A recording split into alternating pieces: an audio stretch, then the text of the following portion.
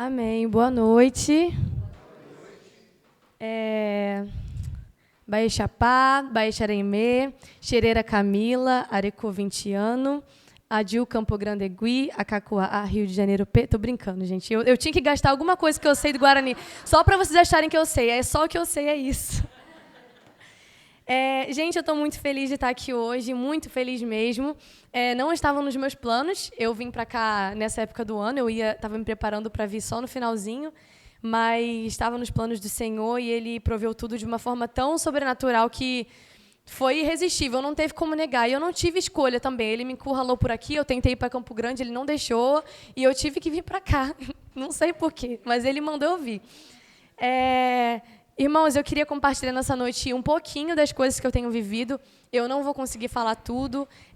São muitas experiências, muitas coisas que Jesus tem feito nesse tempo.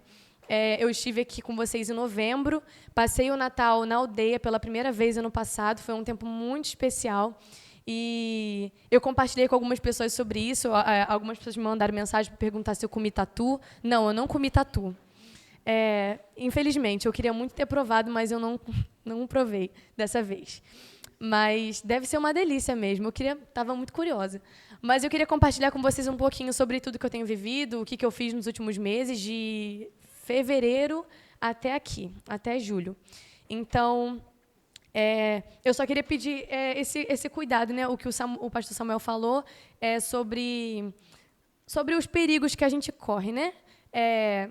A perseguição aqui no Brasil ainda não está intensa nesse nível que a gente vê lá fora, né, como está, mas as coisas já estão começando a ficar mais apertadas para os missionários que trabalham com povos indígenas. E eu trabalho com povos indígenas, então orem por isso.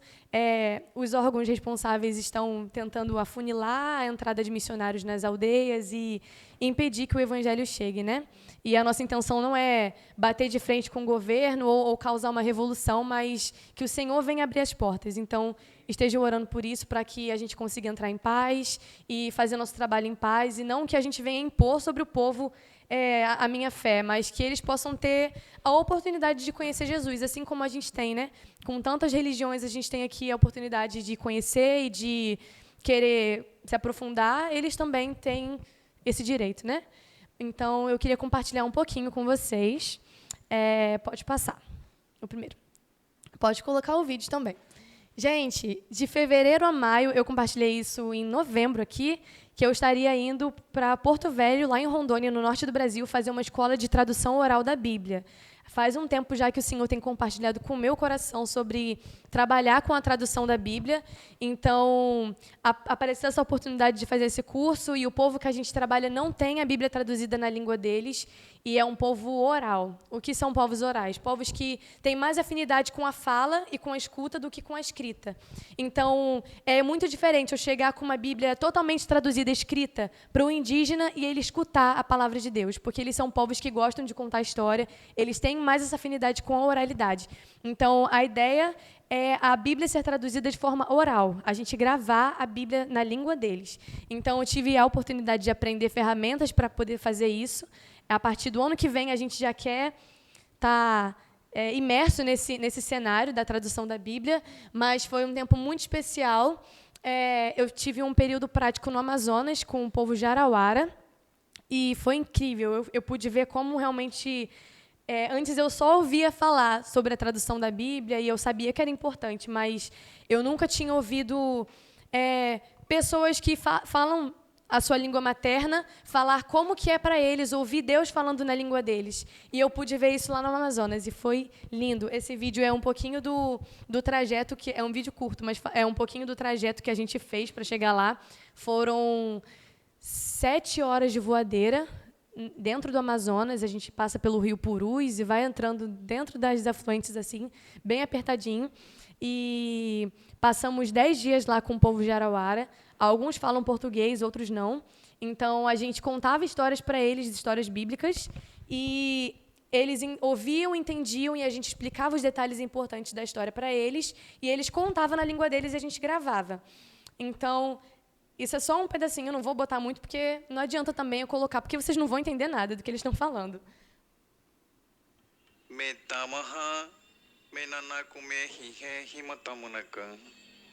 Farei meu ego eterrinehin. Rami kitamisehimantamunakan. Mataya. E é claro que vocês entenderam que essa é a história do endemoniado gadareno, né?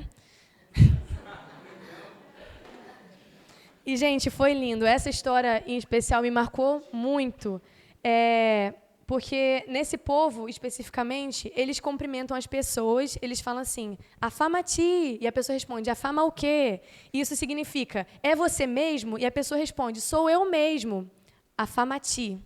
Afama-ti, você vai responder, afama o quê? Isso significa que ele está perguntando para a pessoa se é ela mesma, porque pode ser que seja um espírito no lugar da pessoa. E eles estão acostumados na floresta a lidar com espíritos maus e, enfim, isso confunde um pouco a cabeça deles. Então, eles perguntam isso para ter certeza se é você, se for você mesmo na floresta, você vai responder, afama o quê? Sou eu mesmo. Se não for, é um espírito, e aí ferrou. Se ele viu um espírito, já era. Aí o negócio ficou feio. Então, eles têm muito essa questão dos espíritos maus na aldeia, com o povo de Arauara. E, especificamente, no dia que a gente começou a traduzir essa história, eu fui fazer visita na casa de uma senhora e ela pediu oração e disse que ela tinha sonhado com Inamati. Inamati é espírito mau. E quando eles sonham com um espírito mau, com alguém que faleceu, significa que essa pessoa vai puxar essa pessoa para morrer também. Então a senhora estava desesperada, achando que ia morrer, e a gente orou e falamos que Jesus era mais poderoso que os espíritos maus, e a gente orou com ela. E de noite a gente conseguiu traduzir a história e passamos a história na igreja para eles. Colocamos, 8 minutos de história. Eles ficaram ali reunidos. Quando a gente chegamos, nos apresentamos e falamos, olha, a gente quer colocar uma história para vocês ouvirem, falando em português. Eles ficaram assim, olhando para a gente. Quando a gente colocou o áudio na língua deles, eles pararam e ficaram assim, olhando para a caixinha de som. Eram 8 minutos. Eles ficaram 8 minutos em absoluto silêncio, ouvindo aquela palavra. A gente estava no escuro, lá não tem energia. Estava no escuro, com a nossa lanterninha assim acesa, e todos eles olhando assim para aquela caixinha. Quando terminou, eu falei assim, humildemente, tentando aplicar aquela história para eles, né? E não era eu. Deus que estava fazendo tudo. Já, a palavra dele na língua já é o suficiente. Então, eu falei assim, agora a gente vai conversar sobre o que vocês entenderam da história, o que ficou claro para vocês. E eles começaram a falar 30 minutos na língua deles. Eles esqueceram da minha existência ali. Eles começaram a discutir entre si sobre a história, e falar, e falar, e falar. E tinha uma senhora que começou a chorar, e o outro indígena, que já é cristão, começou a dar uma palavra para ela na língua, tudo na língua deles, e eu não estava entendendo nada. E eu não precisava entender nada, eles que precisavam.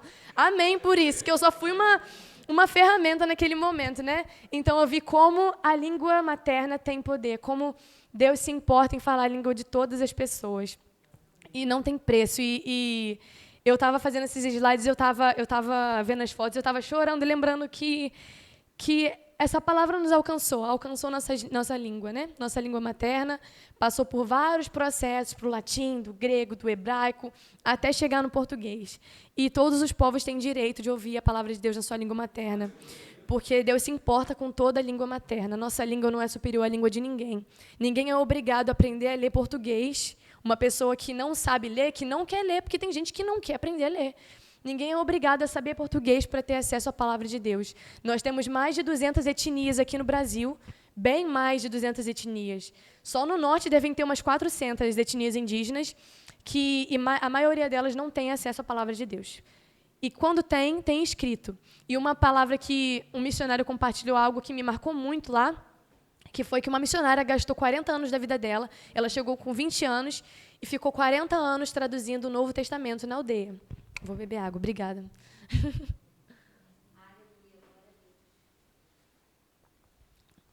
Ela ficou 20 anos da vida dela, 20 anos não, perdão, 40, traduzindo o Novo Testamento. Solteira, foi para a aldeia, morou com eles, aprendeu a falar a língua, traduziu o Novo Testamento escrito. Quando ela terminou o trabalho dela, voltou para casa e aqueles indígenas pegaram a Bíblia e guardaram em um forno. E eles não leem a Bíblia, porque para eles aquilo é muito sagrado e eles não podem nem tocar naquilo. Então, quando alguém chega lá e pergunta, vocês têm a Bíblia traduzida na língua de vocês? Eles falam, temos sim, calma aí. Vão lá, abre o forno, pega e mostra, está aqui a Bíblia. Eles não pegam, porque aquilo para eles é muito sagrado e eles não têm acesso. Então, Foi um trabalho, eu não digo, não foi um trabalho jogado no lixo, porque aquela mulher gastou a vida dela naquilo, e aquilo tem valor, sim. Só que aquele povo não está acostumado com a leitura.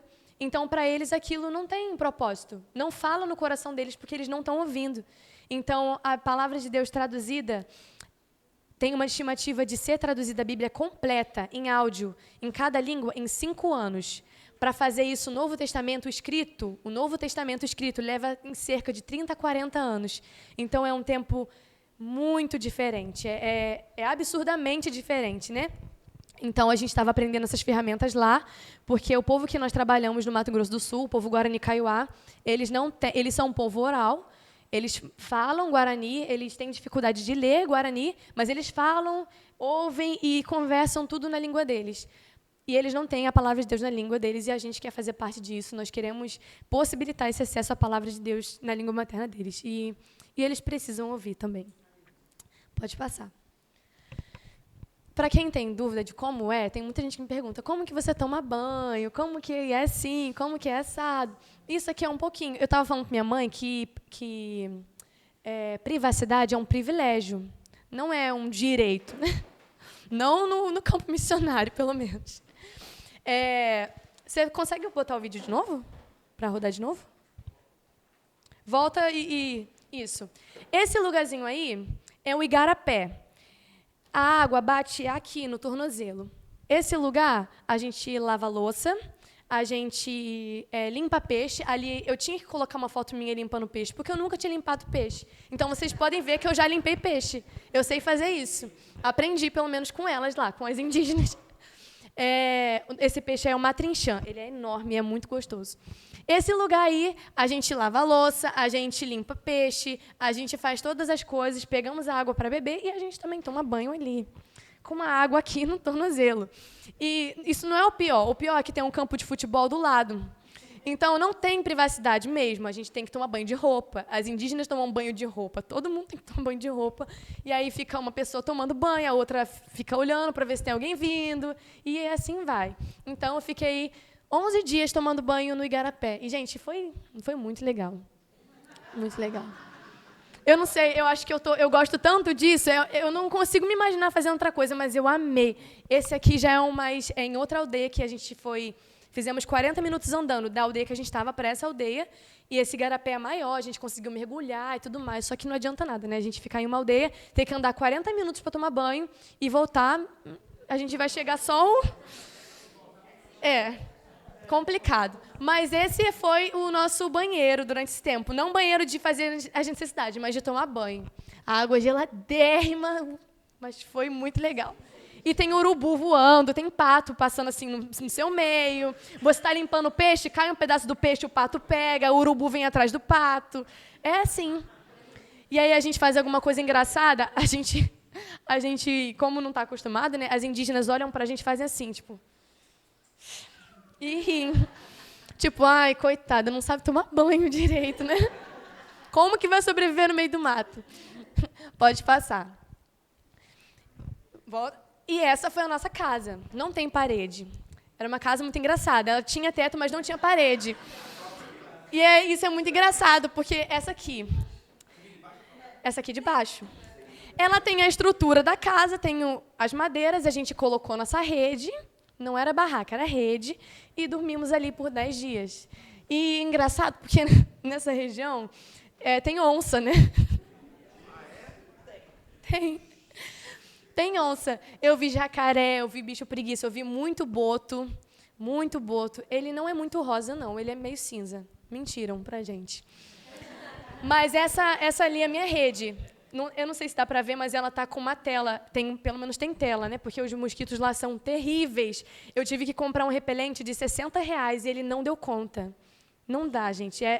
Eles atravessam o mosquiteiro. É uma coisa do Satanás mesmo. Não tem como.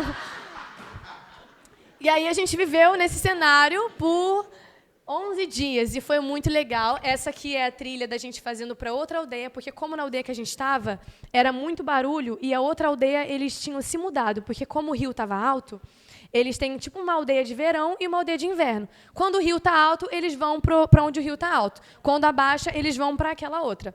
Então, a gente teve que fazer 40 minutos andando para poder gravar o áudio final, né? O áudio bonitinho. Porque se a gente gravasse na aldeia que a gente estava, era barulho de cachorro latindo, bebê chorando. Aí os indígenas começavam a cantar. E era barulho de motosserra, porque eles têm motosserra lá. Então, era uma loucura. E isso aqui é numa comunidade ribeirinha que a gente visitou, lá no Rio Purus. A comunidade de Urucuá. A gente saiu do barco. O barco, gente, é tipo uma canoa que tem motor.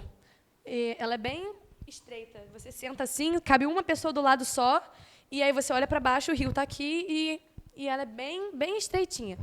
A gente descia, a gente foi almoçar na casa de uma família que ia receber a gente, e a gente tinha que ir andando por cima do rio, em um toco de madeira, assim, bem fininho. Você tinha que ir andando assim, com um pé atrás do outro. E se você cair, já era, caiu no rio.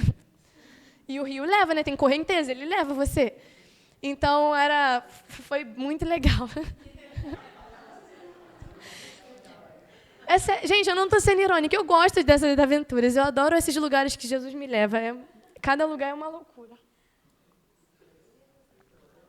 Então, eu vi nesse tempo como que a palavra de Deus falada na língua do nosso coração, ela fala muito mais diretamente. Vocês viram, eu comecei a falar... Tentei arranhar um pouquinho do Guarani Kaiowá para vocês aqui no começo e vocês não entenderam nada. Imagina vocês ficarem o culto inteiro me escutando falar essa língua. Vocês não vão me suportar mais, vocês não vão entender nada, vão querer ir embora. E é assim quando é uma pessoa que ouve a palavra de Deus em uma língua que não é dela. Ela não vai entender, não vai atingir o coração lá no fundo. Para quem fala inglês ou outra língua, vai entender. Você consegue assistir uma pregação em inglês, mas não é a mesma coisa do que você ouvir uma pregação na sua língua. Ouvir uma pessoa falando com você em português, é diferente. Ou quando você está em outro lugar, em outro país, quem teve a oportunidade. Quando eu fui para o Egito, em 2021, a gente entrou no mercado e a gente entrava falando em português. E uma mulher que morava no Egito era brasileira. Ela ouviu a gente falando, ela foi atrás da gente, seguiu nossa voz. Nossa, que saudade que eu estava de ouvir a minha língua. Então, a nossa língua... Deus fala a nossa língua e as pessoas precisam ouvir Deus falar na língua deles, né? Uma amiga que fez a escola comigo, ela é jaminaua. E ela falou assim, Deus falava comigo em português, mas ele tocou lá no fundo quando ele falou comigo em jaminaua, quando eu ouvi a Bíblia na minha própria língua. Então, orem por esses projetos. A Jocum agora tem um site, e eu queria convidar a igreja para isso, a se engajar na oração dos movimentos da tradução oral da Bíblia. São mais de 8.000 línguas que precisam da tradução da Escritura, não só do Novo Testamento, porque tem muita gente que traduz o Novo Testamento e vai embora. A palavra é completa, de Gênesis a Apocalipse. E todos precisam ter acesso de Gênesis a Apocalipse. É a palavra de Deus. Então, tem um site que depois eu vou botar no grupo da igreja, se os irmãos quiserem, que ela tem todas as línguas maternas que existem no mundo. Você entra, escolhe uma e se compromete em orar todo dia para que a palavra de Deus chegue nessa língua. Todas as línguas, de todos os lugares do mundo. Então, você pode fazer um grupo de oração, se inscreve, coloca seu nome, porque a ideia é que as pessoas realmente se inscrevam no site, né? É só botar um nome de onde você mora para a gente ter uma ideia de quantas pessoas estão orando pelas línguas, né? E é um site muito fácil de mexer. Depois eu coloco lá no grupo. Pode passar. Depois de Porto Velho, que eu terminei a escola, lá em Porto Velho ainda, na verdade, eu estava num aperto financeiro muito grande, porque a escola teve um gasto muito grande e o valor da escola era muito alto, né? E as viagens e tudo mais. E Deus me convidou a dar um passo de obediência radical, né? Ele estava falando comigo sobre quando Pedro pediu para andar sobre as águas, Jesus falou, vem, e ele foi, né? E aí ele reparou no tamanho das ondas e começou a naufragar, começou a afundar. E Jesus me fez o convite. Ele perguntou se eu estava disposta a quebrar os remos e sair do barco e seguir ele, né? Porque o lugar mais seguro é onde a voz dele está, é onde ele está. Eu falei, tá bom, Senhor. E aí, eu não tinha dinheiro para nada e naquele mesmo dia, depois que eu fiz essa oração, Jesus, eu vou te obedecer mesmo sem dinheiro, mesmo sem ter nada. E pouco tempo depois, uma pessoa me ligou, eu não tinha dinheiro para voltar para Campo Grande, uma pessoa me ligou e falou, tem um casal aqui querendo pagar a sua passagem para vir para Campo Grande. Aí eu, que bênção, para quando? Para hoje. Arruma sua mala, você vai voltar hoje. No mesmo dia, eu peguei o ônibus, não tinha dinheiro para lanchar, entrei no ônibus, sentei. Quando eu sentei, entrou um Pix. isso aqui é para você lanchar durante a viagem. Uma pessoa que não sabia que eu estava viajando. Então, foi milagre atrás de milagre. Cheguei em Campo Grande, a minha equipe estava viajando para o Ceará para fazer um acampamento, Mission Adventures, que é um acampamento que a gente dá ao jovem uma experiência e missão a curto prazo. E eu não tinha dinheiro para ir para o Ceará. A passagem estava muito cara, muito, muito cara. Quem já foi para o Ceará sabe como que é. Ainda mais comprando em cima da hora. E uma pessoa me ligou, Camila, você vai para o Ceará também com a equipe? Falei, não, tá muito cara a passagem.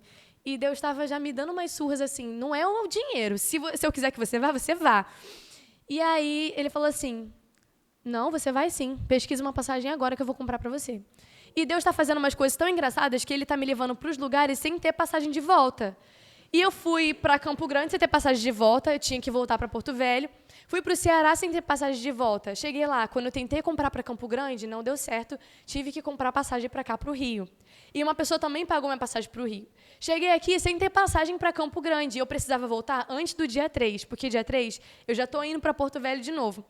Pagaram minha passagem de daqui para Campo Grande. Então, Deus tem feito milagres, assim, Ele pede para eu dar um passo, e eu vou com a perna tremendo assim, eu dou, e aí Ele, tá, tudo bem, aconteceu, dá mais um, confia, vai, e você vai se aproximando dele, né? Então, essas experiências eu tenho me aproximado muito de Jesus e tenho vivido, acho que, a melhor fase da minha vida com Ele, sabe, do meu relacionamento com Ele. E são nesses desafios que Ele vai se revelando, que Ele vai falando e Ele vai chamando a gente para perto. Então, eu cheguei no Ceará, fizemos esse acampamento de jovens, tinha gente de 12 anos, tinha gente de 30 anos, e a gente ficou ali no sertão e foi muito legal. Tinha essa galera toda, tinha gente cadeirante, tinha gente de outro estado, e a gente foi no meio do sertão falar sobre a boa notícia do Evangelho. E foi um lugar que eu achei muito difícil de pregar, porque o pessoal lá é muito, muito religioso. Tanto dentro da igreja evangélica, tanto fora da igreja evangélica. No lado do catolicismo, das outras religiões, mas o povo cristão, o evangélico, também é muito religioso. Então, a gente teve uma dificuldade muito grande. A gente chegava assim para fazer visita e, oi, boa tarde, tudo bem? E aí tinha umas senhoras que paravam assim, tipo, o que vocês querem? Tipo, não, a gente veio fazer uma visita, cantar uma música, a gente está fazendo... Aí a gente chegava com a estratégia do palhaço. A gente está fazendo circo e tem palhaço. Vocês são dos crentes, né? Não quero nada com crente, não. Pode ir embora, tá? Obrigada. Pum, bati a porta. Então, a gente encarou algumas situações assim que foi bem desafiadora, né? Acho que o lugar que eu vi isso foi no Egito mesmo, mas porque eles eram muçulmanos, não porque eles eram católicos, né? Então, foi muito difícil, mas a gente viu Deus fazendo muito milagre também. E teve um dia que nós fomos viajar para uma cidade, nós fomos sem dinheiro também, só com a passagem de ida e de volta. A gente faz essas loucuras quando Jesus manda, né? Só com o dinheiro da ida e da volta, sem dinheiro para comer, sem nada. E as pessoas começaram a convidar a gente para comer na casa delas. Vem tomar um café, vem não sei o quê. Um homem parou a gente na rua, a gente conseguiu comprar baião para a equipe inteira por R$30, deram um frango, e depois ele viu a gente andando tudo com a roupa igualzinha. Qual é o refrigerante que vocês gostam? A gente, qualquer um. Aí ele traz a Coca-Cola geladinha assim na nossa mão, naquele calor do Ceará. A gente foi...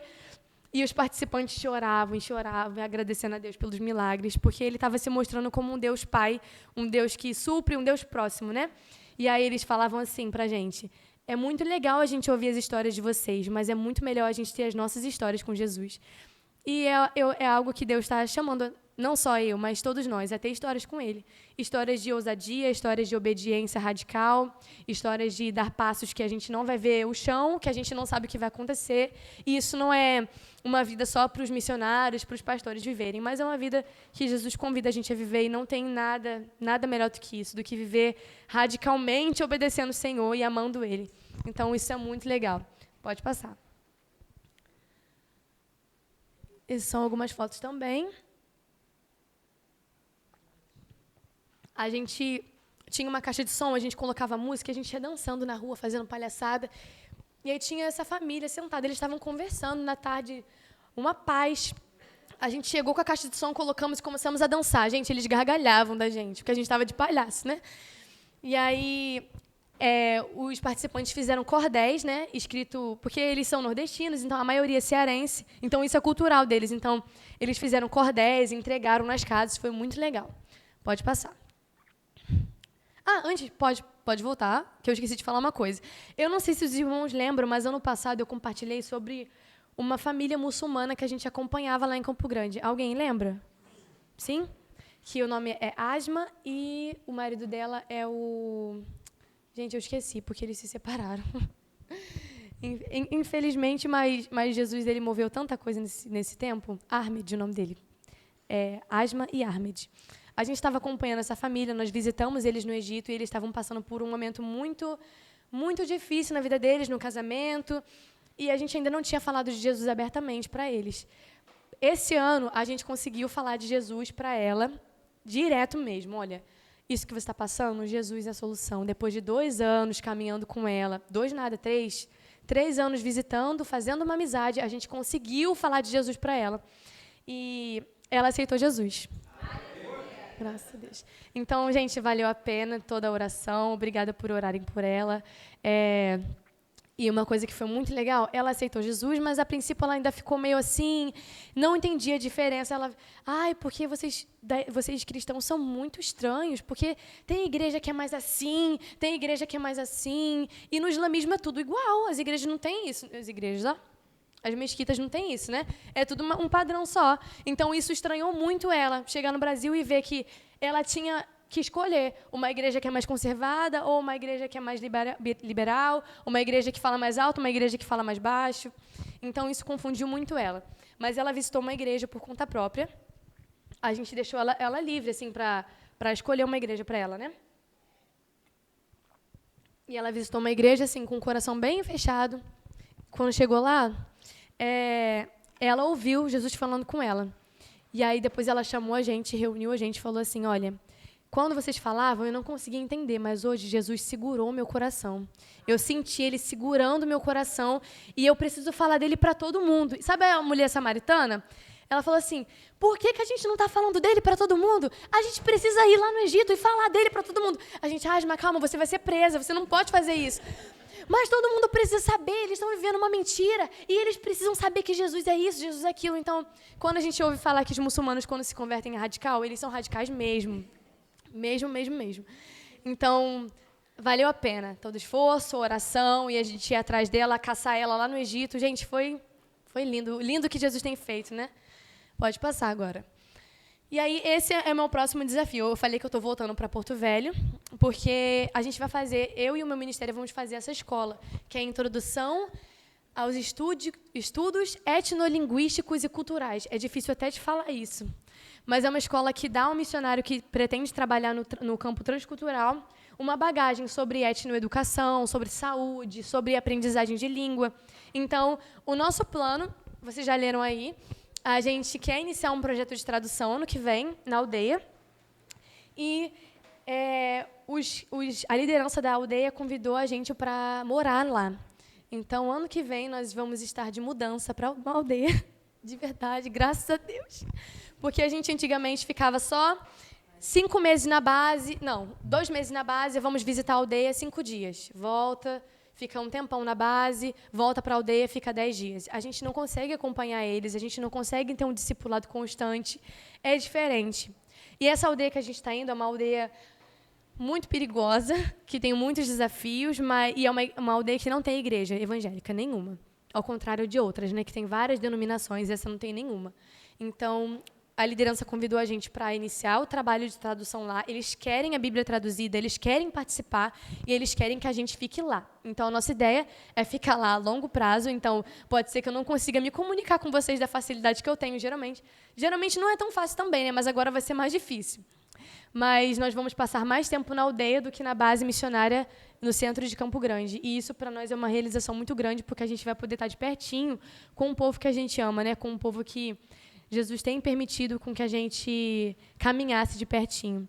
Então, é um privilégio. Eu tô muito emocionada de estar vivendo tudo isso, porque Jesus está pedindo para a gente dar passos muito radicais, e a gente tem obedecido e ele tem feito a parte dele, né? Ele tem sido fiel, ele tem realizado nossos sonhos. Era o nosso sonho morar na aldeia e começar um trabalho lá constante com eles. Então, poder estar com eles agora pertinho está sendo muito bom para a gente. A gente está gostando muito, a gente está muito empolgado para tudo que Jesus vai fazer. E eu estou muito animada, porque eu amo esse povo. É um povo que que Jesus me ensinou a amar, e ele tem feito com que a gente criasse amigos lá dentro da aldeia, não só pessoas que a gente discipula, ou crianças que a gente visita, famílias que a gente visita, mas a gente tem amigos lá dentro. Então, esse é um dos privilégios, né, da caminhada missionária. A gente sai de casa e perde muita coisa, mas a gente ganha muita coisa por outro lado. E a gente pode estar perto de outras famílias que adotam a gente e mandam mensagem para a gente: quando que você vai voltar aqui? E não sei o quê, e falam a língua, e ensinam a gente a falar a língua. Então, isso não tem preço, né? Eles se importam e eles se preocupam com isso. Então, pode passar. Então, estejam orando por isso, né? E essas são algumas fotos. Atimaporã, muito obrigada pela igreja fazer parte disso comigo nesses 2 anos. E eu sei que a gente tem uma caminhada ainda maior pela frente, desafios maiores pela frente. E essas são algumas fotos. Ali, gente, eu trabalho muito, cara. Olha ali, eu estou descascando mandioca na casa de uma indígena. E eles ensinam a gente tenta se esforçar ao máximo, mas não é que nem eles, né? Eles fazem numa facilidade, corta e tchá, tchá, tchá. E eu fico penando ali com a mandioca para conseguir. Essa indígena que está ali em cima, ela é a Cristiane. Ali embaixo é uma foto dela no ano passado se batizando. Esse ano ela foi lá para a base que a gente mora e fez a ETED dela. Então, ela ficou 5 meses lá na base, aprendendo, estudando a Bíblia.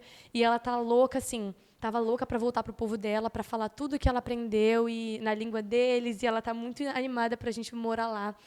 Então, muito obrigada por tudo. Eu queria compartilhar uma palavra, mas eu vou ser bem rápida mesmo.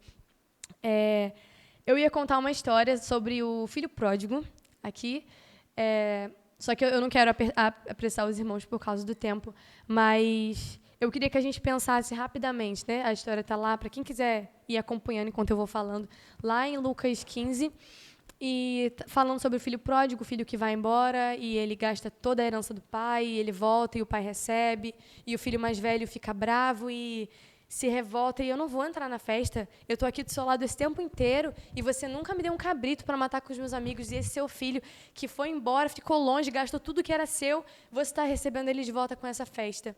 E o pai vai e fala, olha para aquele filho e fala: meu filho, tudo que eu tenho também é seu, mas era necessário que a gente comemorasse, porque o seu irmão, ele estava morto e voltou a viver, estava perdido e foi encontrado.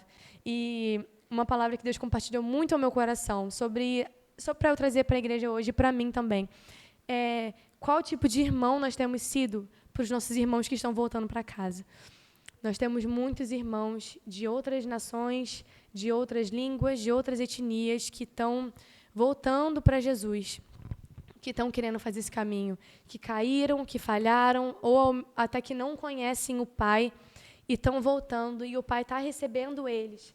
E uma coisa que me marcou muito na vida desse filho mais velho é que ele estava ali na casa do pai, estava trabalhando para o pai, mas diferente do filho, a gente vê um contraste muito grande entre os dois, porque o filho mais novo, ele estava longe, ele gastou tudo, ele viveu de forma irresponsável. O filho mais velho não, ele estava ali, mas ele também estava longe. Ele não estava desfrutando de quem o pai era. Então, ele vai tentando falar isso. Pai, eu estou fazendo tanta coisa, eu estou trabalhando tanto, e eu estou trazendo tanta coisa. Olha como é que eu estou cansado, e eu estou trabalhando para você esses anos, tenho sido fiel todos esses anos, e você nunca me deu um cabrito. Só que uma coisa muito interessante é que no começo desse texto, o pai ele vai pegar a herança e ele reparte entre os dois. Aquela herança já era dele e ele não estava sabendo desfrutar. Ao contrário do outro, que pegou e gastou tudo, ele estava sentado ali, do lado do pai, estava na casa do pai, mas ele não conhecia o pai que ele tinha. Então, essa palavra ficou muito forte no meu coração. Não adianta a gente estar na casa e não estar sabendo desfrutar da paternidade do nosso pai. De um pai que quer relacionamento, de um pai que quer intimidade, de um pai que quer olhar nos nossos olhos e conversar. E a gente muitas vezes senta na mesa e come e sai para trabalhar para ele e não trabalhar com ele. A gente não precisa trabalhar para que o pai aceite a gente como filho. Filhos não precisam fazer nada para que sejam aceitos como filho. Eles já são filhos, nós já somos filhos. Então, nada que a gente faça, nenhum esforço, nenhum tempo perdido, nenhuma cicatriz que a gente tenha conseguido capinando o mato ou se esforçando durante a nossa vida inteira, pode comprar a filiação que a gente recebeu de graça através do sangue de Jesus. Então, esse lugar é nosso. Esse lugar na mesa já está preparado para nós. Ninguém pode tomar ele de nós. Então, os nossos irmãos de todas as tribos, línguas e nações, assim como João escreveu lá em Apocalipse, estão chegando e vão estar diante do Cordeiro com as vestes brancas e gritando: Santo é o Senhor.